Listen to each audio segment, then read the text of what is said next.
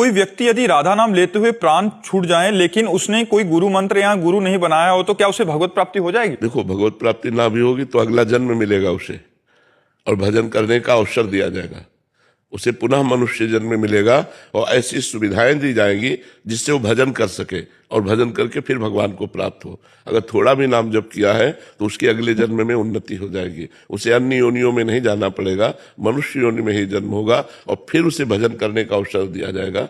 लेकिन हम कह रहे हैं कि कोशिश करें इसी जन्म में, हम अगले जन्म के लिए क्यों छोड़ें, क्योंकि इस जन्म में कलिकाल का इतना प्रभाव बढ़ गया है।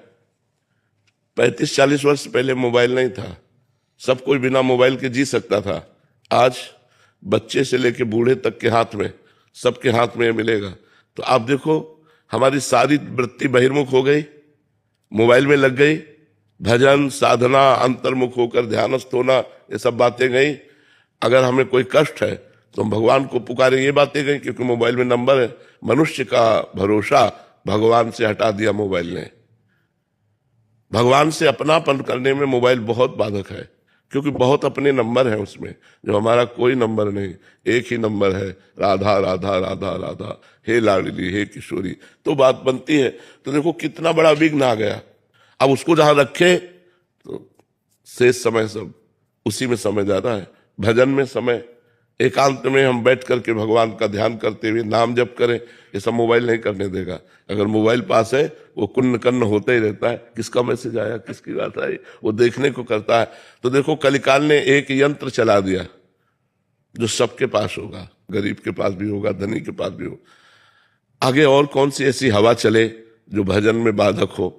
कलयुग जैसे जैसे बढ़ता जाएगा वैसे वैसे गंदगी बढ़ती जाएगी, गंदे आचरण बढ़ते जाएंगे, गंदगी का बोलबाला होगा, तो अधर्म का बोलबाला होगा। देखो पहले हमारे बचपन की बात करें तो 4 बजे उठा दिया जाता था, नहाओ धो, व्यायाम करो, सूर्य अर्घ दो, ये सब बचपन से सिखाया जाता। अब कौन से बच्चे करते हैं? 9 बजे तक 8 बजे तक सोते हैं और वहां पिताजी की आवाज गूंजती थे, उठो, एकदम भड़बड़ा के जल्दी उठे। अब वो अभ्यास पूरे जीवन के लिए हो गया, बचपन से अभ्यास डाला गया। तो वो तो 4 बजे उठाते थे, अब 1 बजे 2 बजे उठते हैं और उठ करके अपनी दिनचर्या करते हैं। सुबह सुबह उठकर माता पिता के चरण छुओ, सब बड़े भाई सबके चरण छुओ, रोज का नियम था।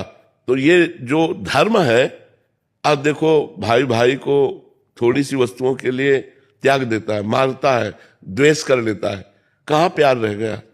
रोज का रोज आप देखो कलयुग का ऐसा प्रभाव बढ़ता जा रहा है कि प्यार शब्द एक खिलौना हो रहा है।